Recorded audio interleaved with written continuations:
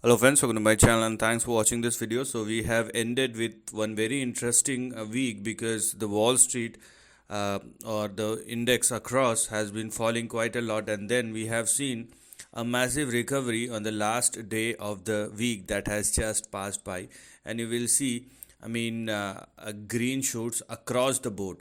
And S&P 500, which is one of the most conservative, has risen more than 2 point or nearly 2.13%. Then we have Russell 2000, sharply jump up by 2.5%. But the question is, the broad question is this enough or is this just a dead cat bounce in the overall correction? That's what we're gonna look at moving forward as far as the week that has just passed by, the correction, the bounce back, and the overall trend. So let's start analyzing the overall uh, chart, and let me welcome you once all in another session of a USA Weekly Market Report series. So let's start with the first chart, which is the price chart of Dow Jones Index, and here we are.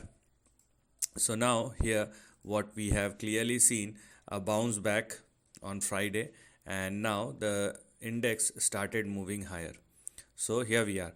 So first of all, we do have a bounce back, but please understand that the trend before that, before this bounce back, gives you a breakdown.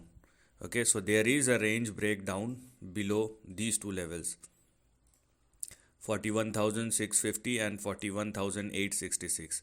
So even if it bounces back, the overall trend is still down. Please take a note of it. And if you are still looking for an upside, then let Dow Jones surpass and sustain above 41,866, or let's say 41,900. Because when we are talking about the overall trend or the range, it does indicate that we are in the middle of a correction, unless there is a complete recovery and Dow Jones surpass and sustains, or Dow Jones makes a breakout above 45,200 or more. Till then, we are in the middle of the correction. Let the trend evolve. Let the overall US market moves more than what we have seen, because we just have seen a one day bounce back. A one day wonder does not work in the market, because if this sharp bounce back fails, then the range will continue, and the next big support which we have for Dow Jones may push this particular index in between 37,800 and 38,866. So, if you are looking at the current correction, you will clearly see that we are in the middle of the correction, and the correction is not yet over. Okay, there are certain things which you must remember and look at. First of all, we are in the middle of the correction.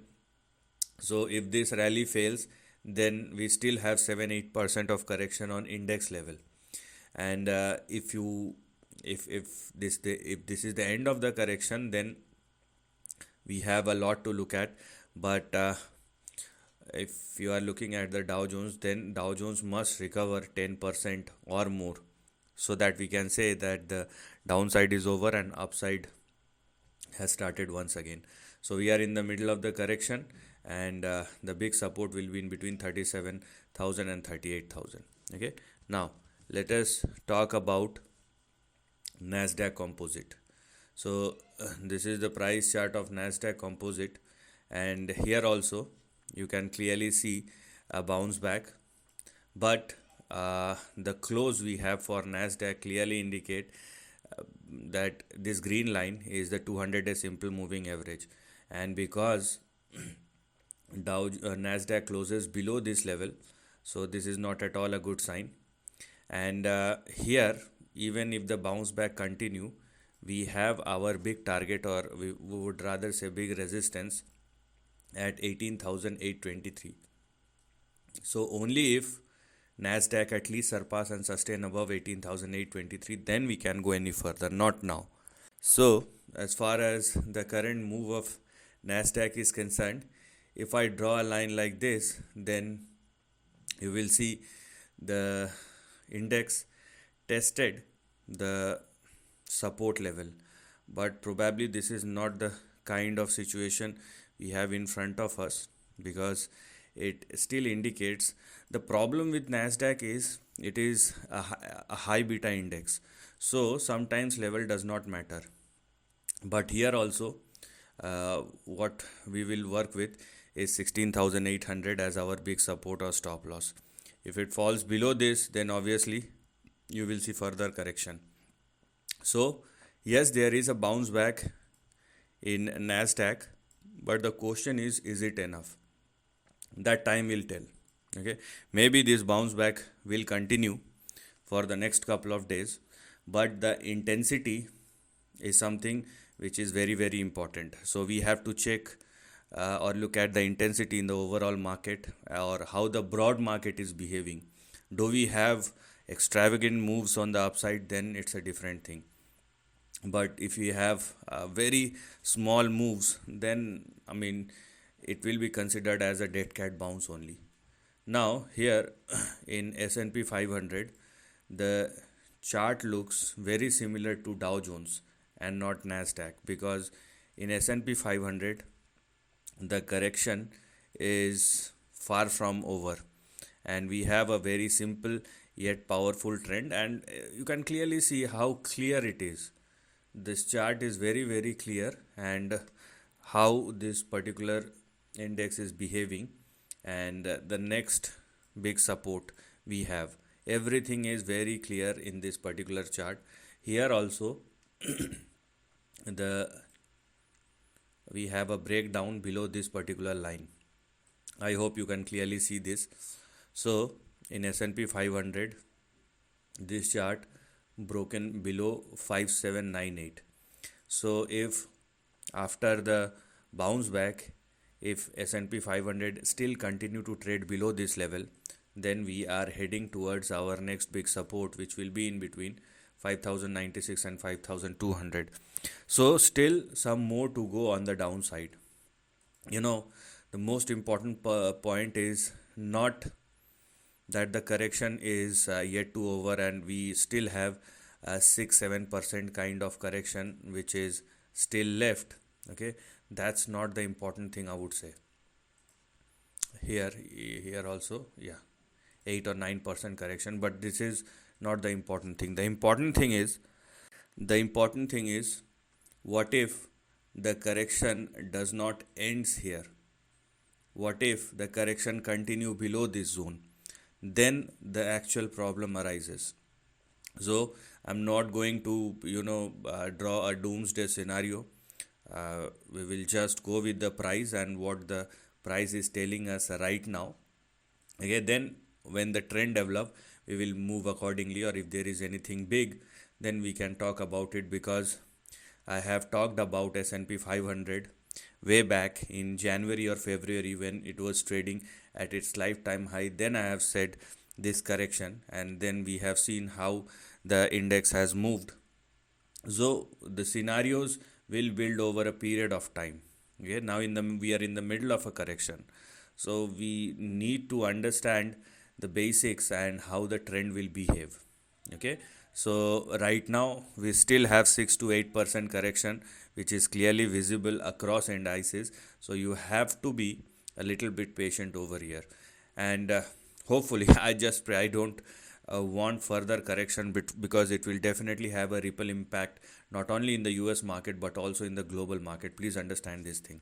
Okay, because US is still the mother market, and obviously it will have big impact. Now let us discuss about the dollar index. And dollar index is really is in doldrums, because we have seen a massive slide, and now the dollar index is consolidating, but this consolidation does not make any sense as far as the trend is concerned. Let me show you what is actually going on as far as the current move of dollar index. So here the trend, or the trend which is developing, is looking something like this. Okay, right now if there is any other move, then we will get to know. It will depend upon how the price will behave. So right now the dollar is in a recovery mode, and you will see a slight bit of recovery over here, but this, or it does not indicate any upside. What it does indicate is bounce back in the corrective phase, and then you will see a big slide once again. So this time it may or dollar index may expand up to 105, 106, but if there is a next move on the downside, it will push dollar index below 100, and that's the most important thing which you need to understand over here. So yes, if there are two scenarios right now. Either there will be a bounce back in dollar index. If it does happen, then it may swing back in between 104 and 106, and from there we will have a sharp correction, or let me show you, or yeah, we are, because if you are looking at the current move of dollar index, it is not looking very easy. It looks uneasy, and I mean the kind of fatigue we have in dollar index is clearly visible, because right now it's not falling, but it's not moving higher and consolidating in between 103 and 104. So if it does not surpass 104 or more, then the next big support is 103.2, and if it literally falls below 103.2, then we will see, or we will again see, a sharp slide. So these are the only two scenarios which exist, depend upon the current price behavior. Okay, if there is anything else, then we will go to know. Now here I want to analyze uh, the US 2-year yield as well.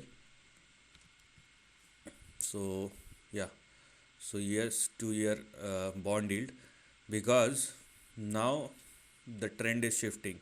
As we can clearly see, there is a shift in the trend, because the bond yields are showing immense strength, but now you can clearly see the kind of pattern formation which is happening in the US 2-year bond yield.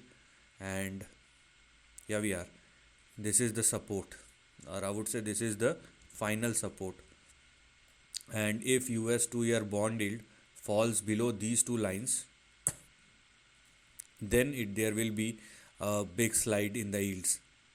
So here I'm talking about, as far as US 2-year bond yield is concerned, I'm talking about 3.5.